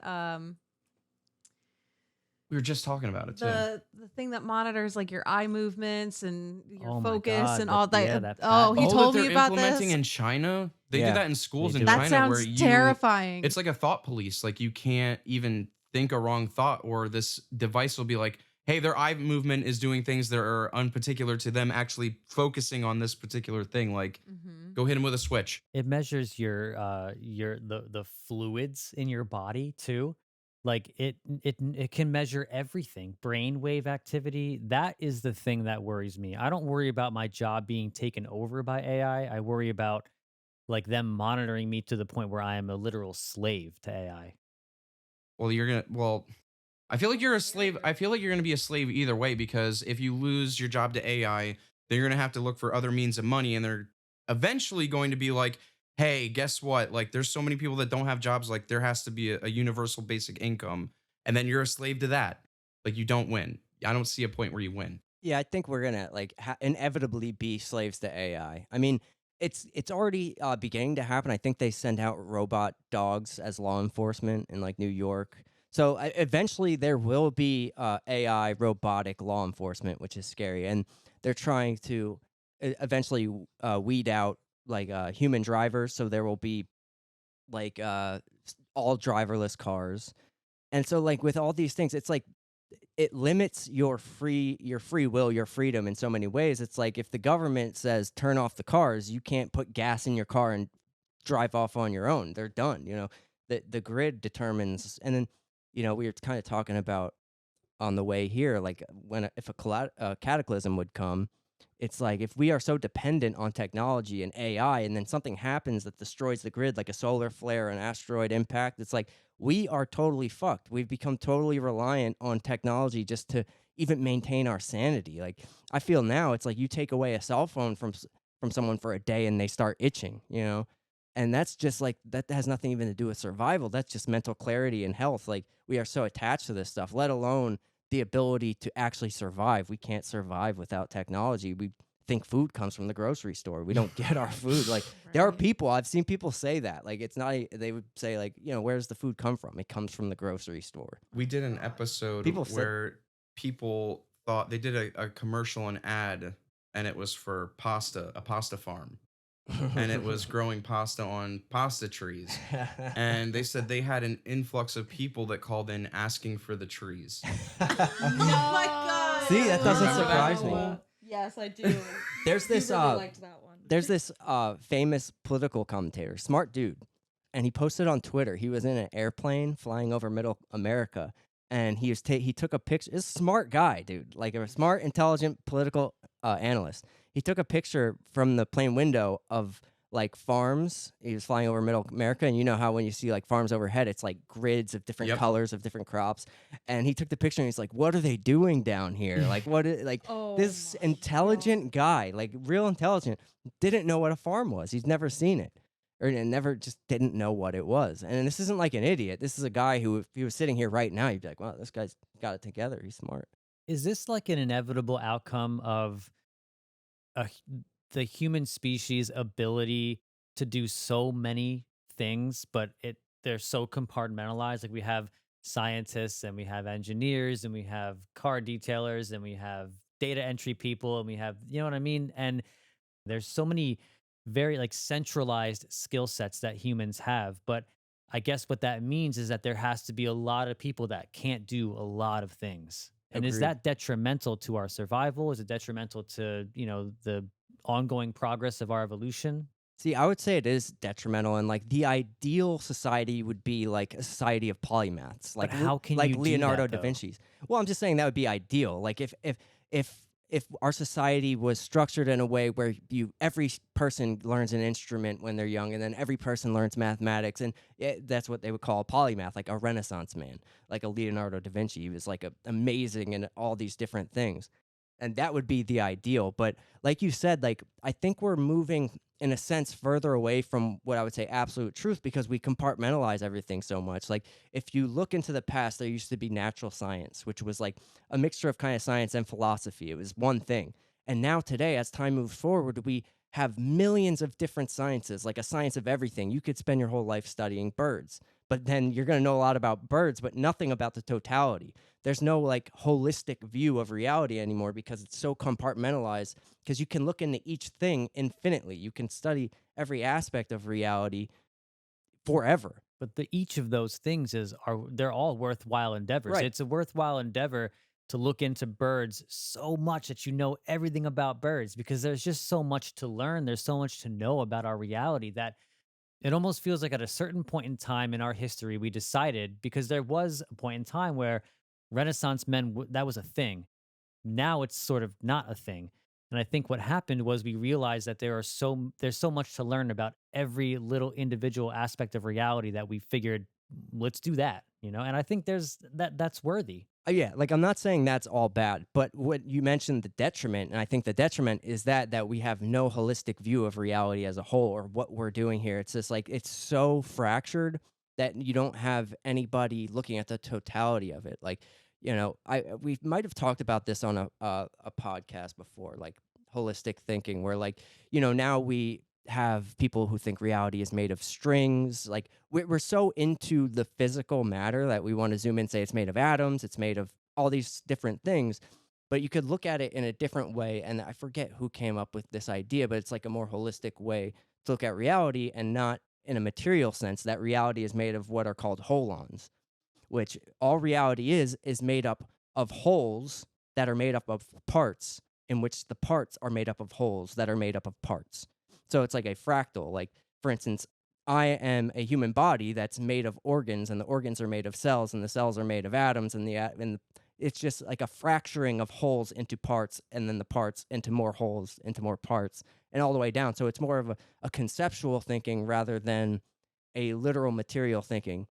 And that's like a more holistic view of kind of seeing reality as a whole, fractured into parts of more holes. This concept, I think, is what the original mandalas were trying to capture. Right. Like if you look at a mandala, that's exactly what it is. It's like this fractal thing. And I don't think it's a coincidence that when you take a psychedelic substance, you very commonly see fractals. And these fractals are alive a lot of times. They're moving. They're it almost seems as if they are representations of reality itself. And yeah, they're infinite, and that's why I like the holon way of looking at reality, that it's made of holons, because it's not like a definitive thing, like it's made of this material or this, but it's a conceptual thinking. And I think that is true, like based on psychedelics. It's like that reality is no doubt fractal in nature. Nature itself is just full of fractals and sacred geometry and all that. So I think there's so many different ways that we can look at things, but we're so steeped into one way. And that one way isn't all bad. I mean, it led to all this technology, it led to the medical advancements and maybe AI. But it seems like, in my opinion, this way we're moving right now in like Western culture is untenable. Like, this is not good. Like, our mental health is being destroyed. Like, this is not going to last. That's why, like, when I hear people talk about the future and they say, like, they think it's always going to be this way and better. I don't share that same view. I don't think that this stream can continue. I think it's going to have to end, because I don't think it's cohesive with the human experience. It seems like we're at a dissonance with technology, with our bodies, our minds, our souls. So I don't think like, oh, in 50 years, we're just going to have these, chips in our brains that allow us to do this stuff. I would not be surprised to see this momentum halted at any moment. I just don't think it's cohesive. I don't think that it is meant to last. I think that we're seeing a descent right now in, mental health and just people's understanding of who they are, their sexuality, every single thing about a human being is being like kind of torn apart. It's kind of Sodom and Gomorrah. It doesn't help that they're constantly making you question yourself too. Yeah. I meant at large, like the general, I wouldn't say the general population, but they make you want to question everything. Yeah. And I mean, we no longer investigate anything for ourselves. I mean, the most investigation we'll do is, like I said, a Google search or something, and then like there's no real introspection. I think that's a lost art. It's an art that needs to be practiced and that nobody really does anymore, because instead of introspecting or looking within for any type of answer, you have something in your pocket that will give you a definitive answer that you can latch on to, identify with, and say, okay, this is it. I know this now. It took zero thinking, zero problem solving. So I don't think it's healthy, and I don't think it's going to continue. I think maybe something like this has happened in the past. Like, there's speculations of past cultures, and, maybe human beings have been rising and falling for 100,000 years, 500,000 years. Who knows? So I wouldn't be surprised if, we're just on a weird path that could be halted whenever. Do you think like the technological advances have something to do with this too? Because I think back to like more ancient civilizations, they didn't have this technology. Their focus was survival. Mhm. And in their like tightly knit villages, like everybody had a specific job that was imperative to the survival of that particular group of people. And now, like, we get all our food from the grocery store. There's nobody around here that's farming for everybody. And we're at a point now where everything is spoon fed to us, and it doesn't take a lot of brain power to find the answer to something that's fed to you through the algorithm that is Google. Mhm. And I just think a lot of people have gotten complacent and lazy, and let's say tomorrow an asteroid did hit and we were completely off the grid, so many people would perish because they have no idea how to survive. It'd be chaos in day one. Oh, For yeah, sure. it I would mean, be for sure. insane. Even if just the electrical grid went down, you would see chaos in 2 weeks. You'd see people fucking killing and robbing and taking water. Like, I mean, we're so used to just having all this stuff. But Think about like when the Gonna pandemic say started. COVID. That's what I was Yeah, just the gonna bring beginning up. of COVID. And that wasn't even that bad. People fought over toilet paper. Yes. Over toilet paper. and all the stuff that you just described is basically all the stuff that leads to, I would say, like what Jordan Peterson talks about, like the meaning crisis. I mean, we have, as a society, there's like no meaning. I mean, if you are in a small group of people where you're all tightly knitted and you all have a job to keep your group alive, you have deep meaning in everything you do. It's like you have to go out and get food to feed the people that you are dependent upon you. Like, that's, it gives you deep meaning to, do that throughout the day. But now we're all in jobs where it's just you're looking at the It's the clock. removal of meaning. Yeah, there's no meaning Yep, to I the agree job. with It's that. just work for work's sake. So yeah, and that's a true meaning crisis, and it's sad because I think it also has to do with like our metaphysical paradigm. Because like if you switch your mode of thinking, and I think psychedelics can have a huge impact on people for this, is that you can see that reality in itself is meaningful. Like there is a meaning to just reality itself. Everything has intrinsic meaning, but we're so steeped in just a physical outlook of the world and the death of the soul, the death of God, just atheism, whatever, and it kind of removes meaning from everything. And it's just that you are just a physical, you are a meat suit in a rock in the middle of space, I which have, I don't think that's healthy. I don't think it's true. I think it's all these things coming together are leading to like a deep meaning crisis and a lot of things that I just think are untenable and are going to collapse at some point. I mean, and like you think of just with the technology becomes these advanced weapon systems that can destroy the whole planet. We have more nukes that can nuke the whole planet over like 100 times. So these things are all floating around under our seas. They're all over in silos, let alone the weapon systems that we will never know about until they're unleashed. I mean, nobody knew about the nuclear bomb until it was unleashed. They probably have insane chemical weapons that could just wipe out populations of people, all sorts of stuff. They're doing, with like the COVID virus, what do they call that? Gain of function research. Yeah, gain of function research. I mean, there's all this sick stuff going on. It's like, what's the means to this end? Like, it's crazy stuff, and I just don't think it'll last. There are some people who are okay with that type of research because they're like, well, if it's going to make my life better. And we've kind of lost humanity at that point then. Like, if we're okay with people, I mean, I'm sure if they're okay with animals it happening to, they're okay with people it happening to. As long as that person, you justify it, right? You say, well, that person was really old, or that person was a vegetable.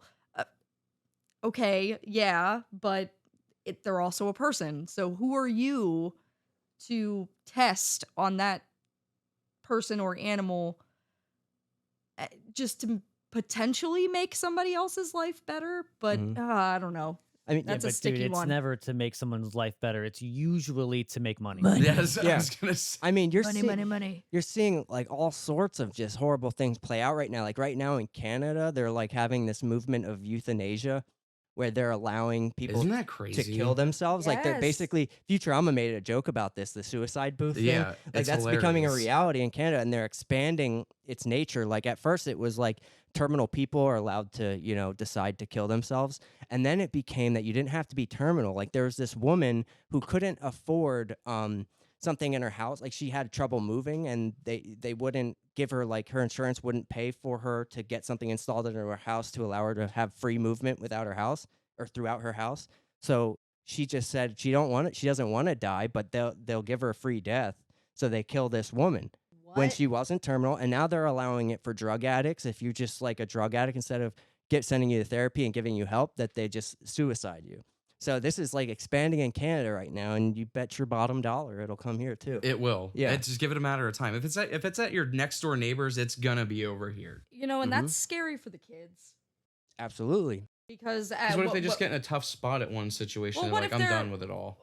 not even that, but like, what if their parents decide, like, yeah, you know what, I don't want this. Like, what happens? Or what's the age limit? Like, what if a child lives their whole life like, when I get to age, I'm gonna kill myself. I don't want. I've never wanted to be here. And if people think that that's impossible, look at what they're letting you do to your fucking genitals, and they don't care how Right. old you fucking are. Like, Well, see, they're talking even like in Canada with the suicide thing, the euthanasia movement. They're even talking about allowing it for kids without parental consent. So got there's to be this whole kidding me. movement going on, and you mentioned like with the sex changes, whatever. That there's this whole movement going on of child's rights, that like a child should be able to determine their future, anything about themselves over the will of their parents. So they're giving children consent in these ways where they aren't able to consent. There's a reason for Right. consent laws. So they're even talking about children being able to do this suicide stuff without the consent of parents, talking about keeping secrets from parents at schools, all sorts of weird stuff.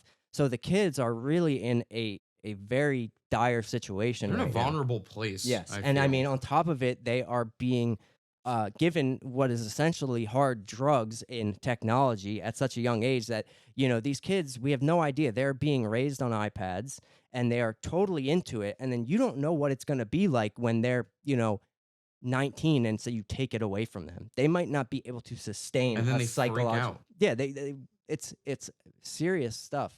And I think we're just seeing the beginning of it. We do not know what we're doing. It's just Even without kids, I talked about this on a podcast episode. Have you ever been in a group of people? Like I went over to my parents' house the one time, and it was a period where we haven't really seen them in a little bit. So I really wanted to talk to them. So I made sure that my phone was in my pocket literally the entire time. But every time I tried to talk, somebody's face was like buried into a phone, and I'm like, well, that is fucking pointless. I might as well just be doing the same thing. I didn't, but yeah, it's crazy. I mean, like, they create this thing called social media with the advertising, be like, we're going to be so much more connected.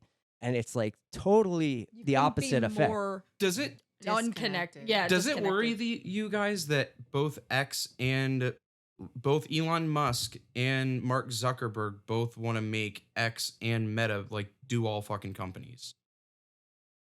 What do you mean by do like you mean They just they're want to be gonna like the do all end all companies. Like you can do pretty much anything you need or want through the company. Like I'm sure Meta at some point will have Like a online job virtual board stores or or- something where you're like, you want to order your food, you go into Meta store, you pick out all these things in your cart, and then all of a sudden, like 10 minutes later, it's at your door. Or like you said, there's like job postings on Meta. Yeah, they have like a version of this in China. I forget what it's called, but China has like a go-to all app. WeChat? I WeChat, think? yep. Yeah, WeChat. so that's what Elon's vision of X is. I mean, he has SpaceX, now he has X, and it's going to be basically, his vision is that it's a single app for all your needs. Social I think it's to okay. it might, it could be okay. I mean, But think isn't that a about it. monopoly at that point? Well, it's not necessarily a monopoly. I think it'd be more of a monopoly in China because of the regulation that like the Chinese government is the one who is like Well, they own implementing WeChat, this. right? Yes, they Yes. own everything. But I mean, we are very consumer based here. And if the consumer wants that and it's implemented by a guy like Elon Musk, I trust that more. I mean, this is a guy who just bought Twitter basically because of his stance on absolute free speech. To me, that's a good thing. That's a good person to have involved in your app if you want to have an app like that. So I think it's okay. I mean, But could he have been doing it for money? it's both. It's of course I've- money, but money is an okay motivator. Money is a very important motivator for innovation in our country. So it's. I don't just know. go to my conspiracy brain. If you have an X amount of certain money, like you've done stuff to get there, an X amount. and yeah, you've done an X amount of things. Exelon Musk. Yeah, he partially like wanted Twitter and X because for communications aspects with like his because he has SpaceX and the Mhm. satellites. So like he basically he's an intelligent guy. It's like a global communication. So that's like part of his whole goal with X. Like he wants to basically control it all. I mean, I don't think he's very nefarious in comparison to other people. I mean, I have some criticisms. Like he did make a huge improvement by buying Twitter. And, because of the free aspects, that was like a very dire time too, where all socials were like, even from YouTube, all of them were cracking down on speech. And he came through and he's definitely better on speech, but he still won't like allow like Alex Certain Jones things. on, so, but it's much better than everyone else. But yeah, for the most part, he's somebody that I have more faith in than, those at Google and YouTube and stuff. Totally ideologies, like just totally captured by their ideologies. Or he's more reasonable, I'd say. So as we begin to transition to the final stretch of this awesome conversation we're having here, I want to go to everybody because a lot of these conversations, maybe it's just me, but when we talk about psychedelics and we talk about technology and otherworldly stuff, spiritual stuff and all that, it always brings me back to the concept of death, the ultimate taboo of our culture. And I'd just like to know what everybody's views are on what happens, what it is, what happens afterward, if anything happens afterward. Why don't we start off with the ladies? I feel like we touched on this on the last episode that the three of us did together, like what my views on death are. I don't think it's the end. I just think it's a transition into the next phase, if you will. I do believe in reincarnation. That's just my own personal opinion. And I also feel as if when this particular body ceases to exist, like there's one soul that belongs to you and the eternity that is everybody. I don't believe in heaven or hell, but I think there is one local hub where everybody goes to kind of reconvene, and then you can either stay or go or do something different. I think that it's all just a learning experience as well. Do you think there's any sort of life review? Because you said you don't believe in heaven or hell, but do you believe in like any type of system of judgment based off of what you did in your life? I do, but I don't think there is well, I don't want to say I don't think there's punishment for it, but I don't think it's as severe as like you will spend all of eternity burning, being poked by the devil. I think that it's more so like, you did this when we were kind of looking for you to do this. Like this was your karma here, and you got to go back and do it again until you get it right. And it really did take becoming more, I hate to say the word woke, but going through this awakening experience and being more open-minded to these things. Because before, I used to believe in the death penalty. I thought, an eye for an eye was a perfect way to handle those kinds of situations. But now I think it's way more convoluted than that. And, I do believe in rehabilitation. And I don't think that, just because someone did something bad before that they're, forever bad. People change, people grow, people learn. And those rules to me still apply even in death. If you do something really egregious during this lifetime, I don't think that should damn you forever. Everybody has the chance to redeem themselves and to be better from it. Nice. I like that. Good answer. Okay, Nicole, your turn. Second lady. So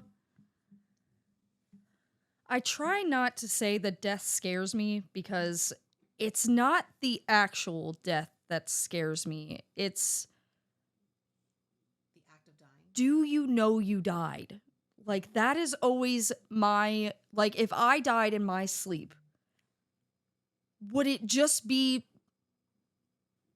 I never ever woke, like I mean obviously you never wake up again, but what I'm trying to say is would it be like I know that I've gone to the next phase or the next whatever it is, or would I just black out like nothing ever again?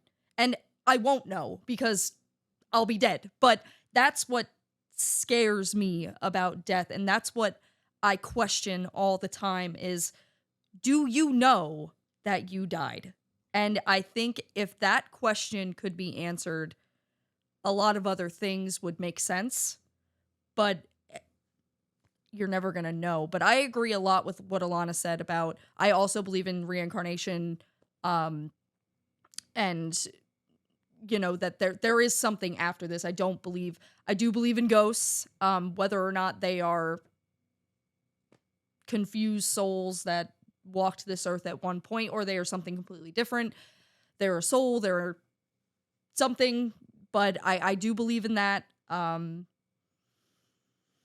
mean, we've talked we talked about suicide, and Josh, what did we watch that they said that when you commit suicide, you're in some sort of limbo? You can end, it's more possible you'll end up in a limbo type situation. Like, that's kind of crazy. Like, so different deaths warrant different Actions. types. Like, if you die in your sleep, like, obviously you didn't do that. There was nothing you did wrong.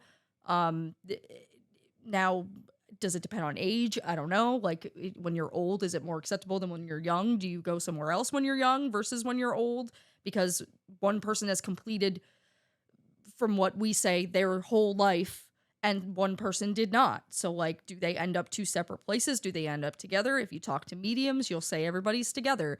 When I talk to you guys, everybody is everybody. Like, there's not you, me. We're all connected. So it's a hard one. But I do believe that there is something else. I don't believe that when we leave this earth that's it. I think there is something we don't know, or we do know. Can I also just throw something in real quick? Yeah. I think, again, my personal opinion, not fact or anything, but I think your attitude towards death has a lot to do with it as well. If you're someone who has lived what we would consider a full life and you're at a terminal state, there's a big difference in someone who is calm, at peace, who is accepted that their life is about to end, versus someone who is not ready to accept that and is having a very, very difficult time with it and is raging against that black light or whatever that poem is. I forget. I think that also has a lot to do with, like, the same thing as you said with the suicide, the manner of death as well. I think a lot of those things tie in too. You can end up in that limbo state where you're confused. Maybe that's where ghosts come from. I don't know. But I think your attitude at the end of your life, obviously if something really unfortunate happens, you're hit by a bus or something happens really quickly, like, you won't know. But if you've gone through your entire natural life, you're dying of a natural cause, and it's coming, your attitude has a lot to do with what happens afterwards as well. That's all I wanted to throw in. How about you, Josh? Oh my God. I think death is just so complicated that anybody who says or pretends to know that what goes on after you're living and into death has absolutely no clue what they're talking about. I mean, it's even the people that say they've died and come back. There are a lot of similarities, but is that what happens? Who are you to know or say? I'd like to think that you get reincarnated, but there's also the people that are worried that. You ever heard of an archon before? I've heard the word. What So exactly is it's it? they're like higher ascended beings that like control pretty much, I don't want to say reality, but they control most of at least our plane of existence.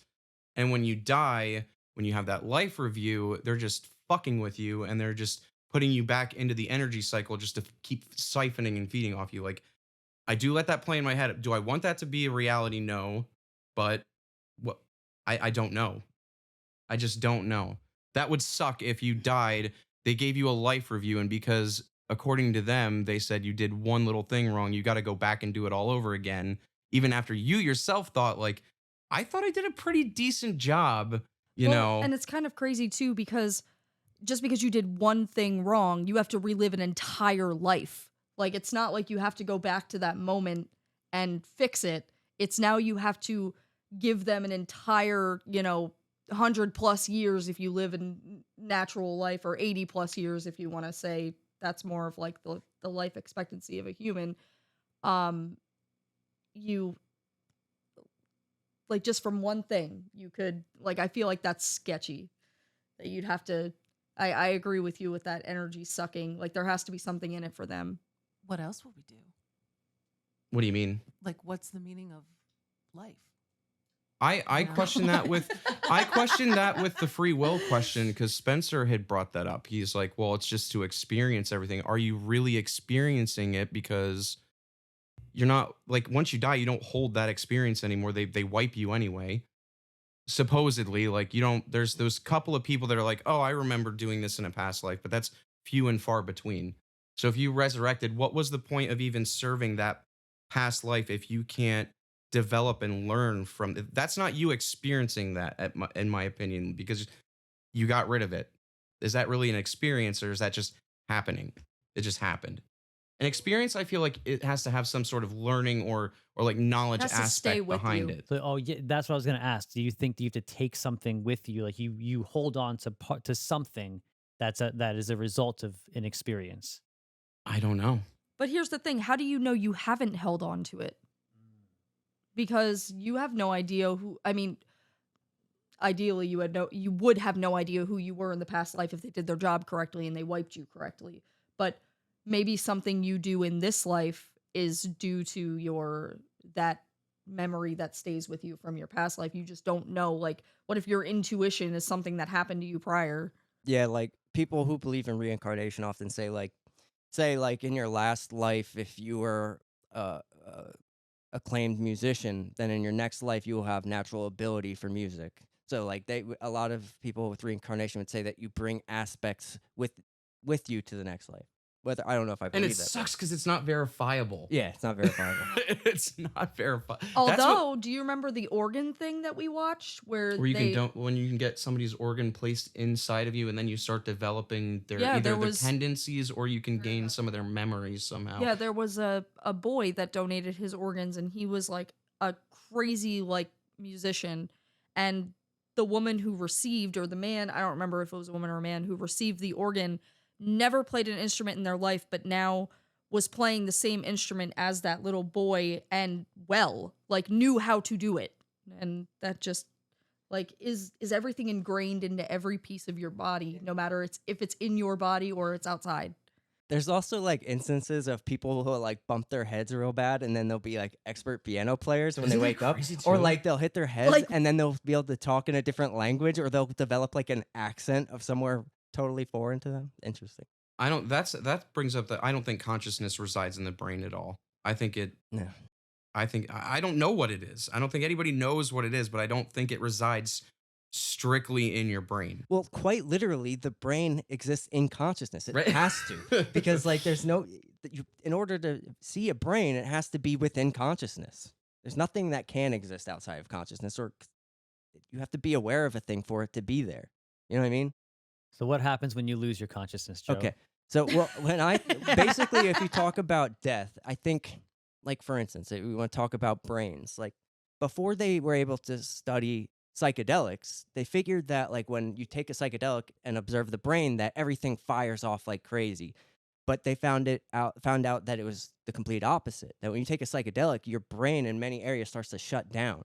So I would say psychedelics are the closest thing we have to death, because when you die, the image of the brain is totally shut down. So when you take a psychedelic, that's the closest thing to your brain being totally shut off. I agree to that. A lot of people would say that, like, oh, maybe anesthesia, like nothing happens when you die. But like anesthesia is the opposite. What they do is they flood your brain with a bunch of different stuff. So you're so clouded that you can't grasp onto anything, such as pain or anything like that. So it would be the opposite of something like anesthesia. It would be something more akin to psychedelics, because that's the brain being totally shut down. So I think death is basically total ego dissolution. So on psychedelics, you get ego death, but I think that's like a fraction of what will happen when it totally shuts down. So I think when you die, it'll be complete ego dissolution. I think during the process of death, you will probably experience something akin to your life flashing before your eyes, a DMT experience, an understanding, something where you still are held onto your ego as it is slowly fleeting. And like same as you said, I think that there is a way that you can accept death that'll make it an easier process. Same as like when you take a psychedelic, if you fight the ego death, it's going to be a lot more of a difficult experience. But if you surrender with love and acceptance, it will be a more beautiful experience, falling into the light, like follow the light, they say. So I think basically death will just be total ego dissolution. I'm not totally married to the idea of reincarnation, but I think it's a possibility. I think if we're here now, then there's a possibility of always being here. I mean, I think that the possibilities are basically infinite. As consciousness being infinite, there are infinite possibilities. But I think most likely it's going to be pure ego dissolution, where you become the one thing. And then you kind of have not even an understanding, not even a self-awareness, just a pure being. And then, whatever sparks life could happen again. And maybe it'll have a totally different experience of a different form of life or something. I think the possibilities are endless, but I think the main thing is that it's just basically ego dissolution, where you will never stop being. You will always be here now. You will always be here now, but it will be in a sense where you no longer think you're a human being. that you understand that you are reality itself, that you are the entirety, the totality, that everybody that you ever loved was always you. And I think the strongest reason I believe that is because during the strongest psychedelic experiences, that's the exact experience I have, where I totally let go of myself as Joe. I know I'm not Joe anymore.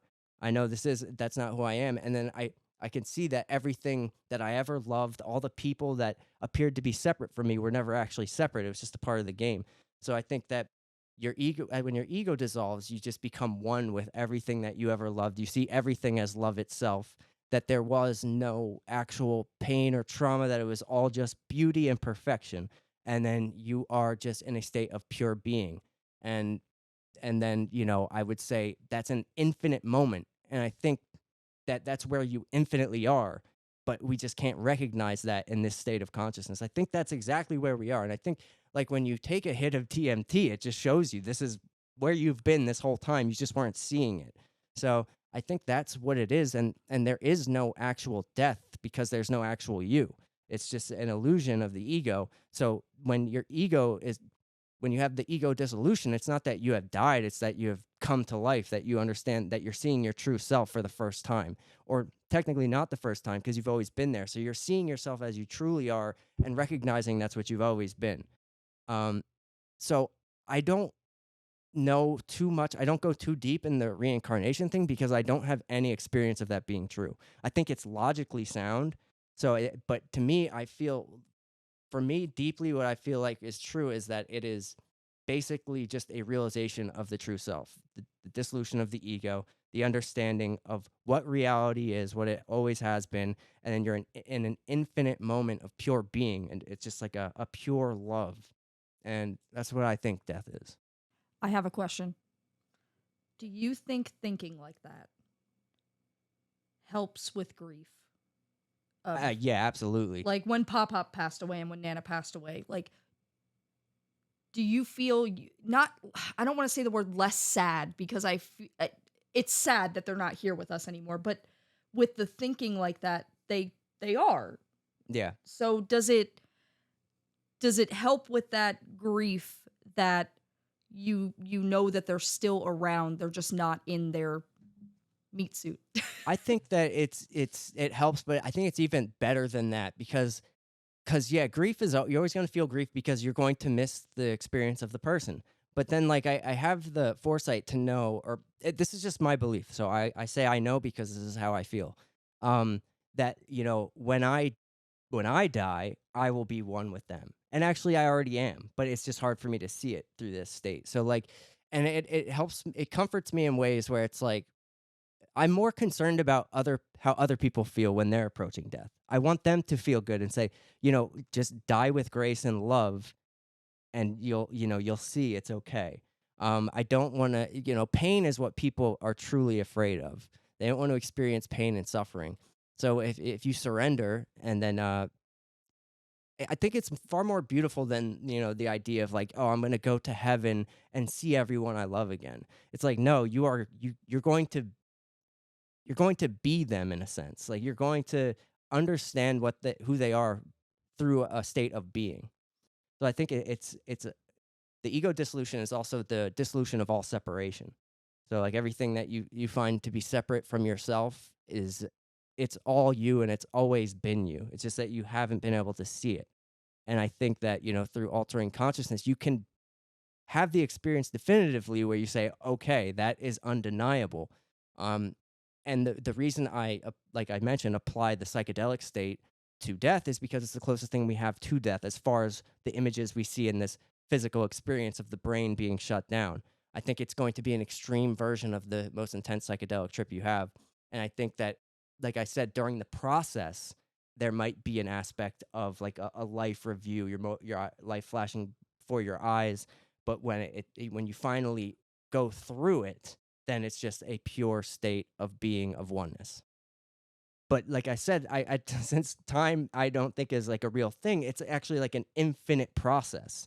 So it's not like it's just going to happen and then you're going to get to the other side and be there. It's like an infinite happening. I have one more question and a comment. Comment first. So perhaps they should be giving psychedelics to people who want to end their life rather than letting them end their lives. Absolutely. And like this is something that's been talked about, which I think needs to be done, is psychedelics with hospice patients, giving them psychedelics in nursing homes. I think this is it's just absolutely cruel that we don't do this. I There's a mean, couple doctors that are doing it yeah, now, it's though, right? starting That to they're like For be talked cancer and about. terminal illnesses. Yeah, I and- mean, mushrooms have helped countless people accept death.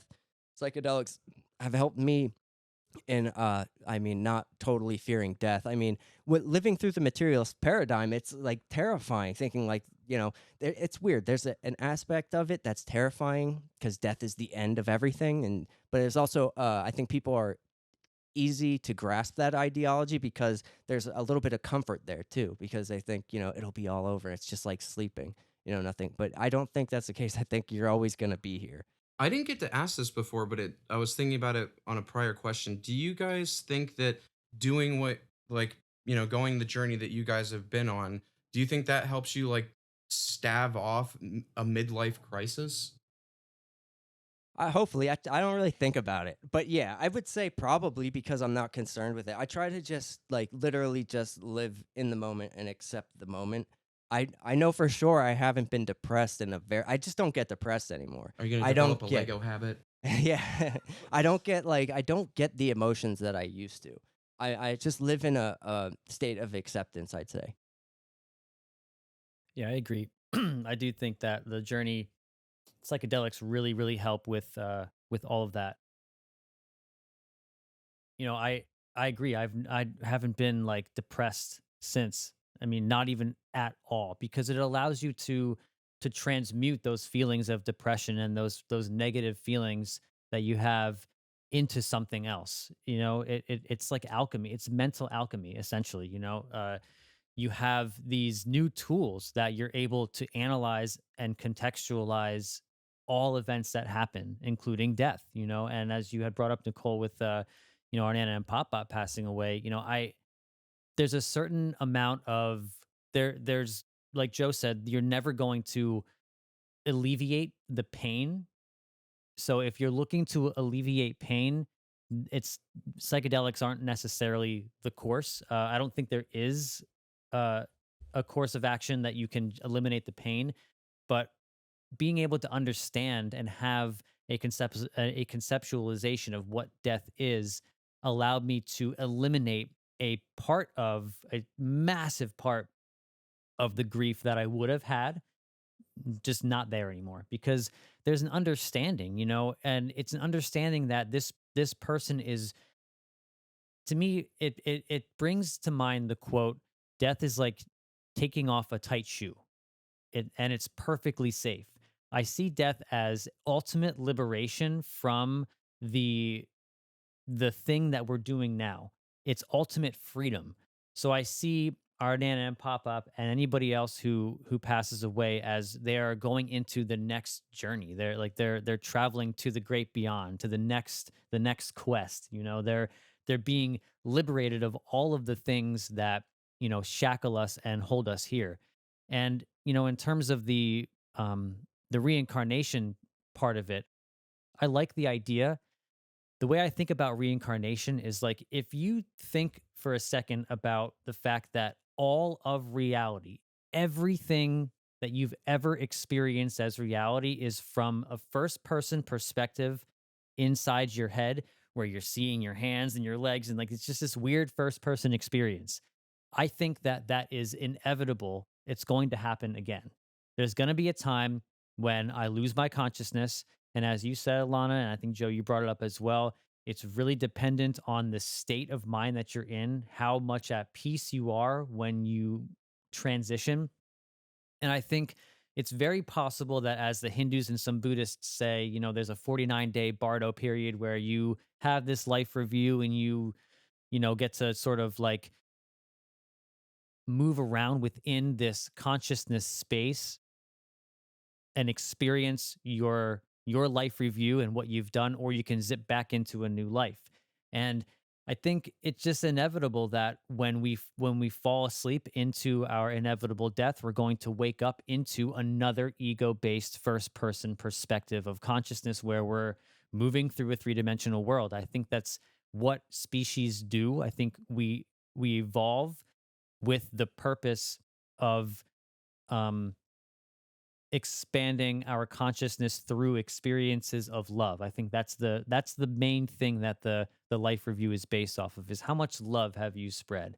Because it's the only thing that I can think of that would be a constant, an easy way to judge life that is universal. It is it transcends ideology, because if I were to judge what I think everybody in this room has done in their life, and I can judge it based off of my perspective and my morals, but what transcends all of that is love. I think it's the only thing that transcends all of it. So to me, that's what that's what you do. You love and you learn. You love as number one. Number one, way at the top, and then way down below, and number two is learning. You do both of those things, and then, you know, maybe if we want to get real specific, if you really want to go into reincarnation itself, maybe that determines what type of embodiment your consciousness has when you do come back, you So know? if you're shitty, you'd be a little slug, huh?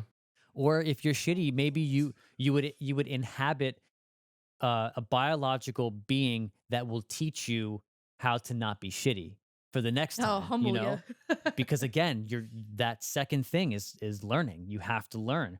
So it seems to me that with each subsequent incarnation, the whatever you get put into is a means to love more and a means to learn more. And the more we do, the more we ascend, possibly. But I pretty much agree with like everything that Joe said. You know, I really do resonate with that. You know, when you have these psychedelic experiences, like you were saying, it shuts down your default mode network, which is the central position of your in your brain of your ego, of who you are. So I think the thing that we define ourselves as is going to go away, but something will persist. Some part of us, whatever that may be, something I think will persist. And I think what that thing is, we'll mention another paradox. I think what that thing is, I think that is my soul, it is my being, but it is also the collective at the same exact time. I think Hmm. I think those things are both interchangeable. And the last thing I'll say about death is I really it's a statement about life. I think that there again, I mentioned earlier this field of whatever. There's a field of something that connects all of us, and I think the meaning of life, the point of this whole thing is to further fill the vessel of our connection with love, and I That's the think love siren. yeah, that is the love siren. And, you know, I think that if you go into the transition of death in a way that is peaceful, in a way that is loving, when you're and you have prepared for it. I think it's very imperative that we prepare for these things. And this is where the free will comes in. We have a responsibility to ourselves and to every living thing in the universe, including our planet and all others, to do just that, to fill our cups with love and to strengthen the connection that we all have to ourselves, that unseen connection, and also the unseen connection that we have to the realms of spirit. That was beautifully said. Thank you. You've ever heard the metaphor of the moth and flame metaphor, where it's like, so the all the moth wants is the flame. So the moth spends its whole life trying to get to the flame. It makes it 3 inches to the flame and it gets scared and it turns back. And then it sees the flame again and it's just always going for the flame. And it goes there, it gets 2 inches and it gets scared and goes away. And it gets even closer and it goes away. Because then the moth realizes that in order to get the flame, he has to become the flame. He has to no longer be himself, meaning that, as human beings, we spend our whole lives chasing love and happiness. And, we're afraid to die. We get close to the thing and then we run away. We're afraid to lose ourselves, our egos. But in order to get to the thing, in order to get to the absolute love, the happiness, you have to become the thing. You have to lose the ego. You have to become the flame. And then you fall into that, what you truly are. So it's like a moth to a flame. This reminds me of the Terrence McKenna quote where he says, like, you jump, you hurl yourself into the abyss. It takes all of the courage in the world. He says this about psychedelics, but I think it really applies to death. You hurl yourself into the abyss with all the fear, but you have the courage to do it anyway. And you find that when you fall, you're falling onto a feather bed, a soft feather bed. It's like you have to overcome the built-in systematic fears that you have in order to merge with the one. Right, like death hurts, Yeah. or death means you fall and hit the ground. Like, Again, it's perfectly safe. It's like taking off a tight shoe. Liberation. It's purely like the attachment to the ego. And I Mhm. think that's where like kind of Buddhism gets it right, with Buddhism losing attachments. And I think we are just so attached to everything that we don't see what actually is. So like we're just so attached, we don't want to lose this because this is all we know. So like if you spend life, I think, preparing for death in a way, like for instance, like the ancient Egyptians, they spent thousands of years dedicated to preparing for death. Like that was their thing. The Egyptian, like their culture was all about like not like a death culture, but kind of like they were preparing for the afterlife and understanding it, like as far as what we know about them. And I think that we in our culture, we basically just avoid death. We have like a horrible tradition when it comes to our elders and older people. We just throw them in homes, and we don't want to see the elderly. We just don't want to see it because we don't want to see ourselves in that. We don't want to see that we're going to be that one day and die. Whereas other cultures, like the elders were revered. They were the smartest. They were the ones that been through it. So it's like we are doing things in a weird backwards way, and it seems like we're so avoidant of death. Like we just don't want to look at it, don't want to think about it. It's not going to happen to me, and when it does, it's just going to be over, and that's it. I think that's the wrong approach. I can agree with that. I like that. And it's funny because when you like, if you think of like Native Americans, they didn't take you to the person that knew much. It's not the chief. It's not going to be the person that runs the tribe. It's going to be the wise man that that's been around forever. Yeah, the elders. Yeah, I love that. Yeah, Mhm. this is exemplified in shamanism as well. You have of these ancient and not so ancient cultures that are still around now. The shaman is the wise one who goes into the realms, becomes one with the realms, and comes back, and then has information, fruits, and healing for the village, for the community. And I think it's a very important role. And I think we need to bring shamanism back, man. We got to bring it to the West.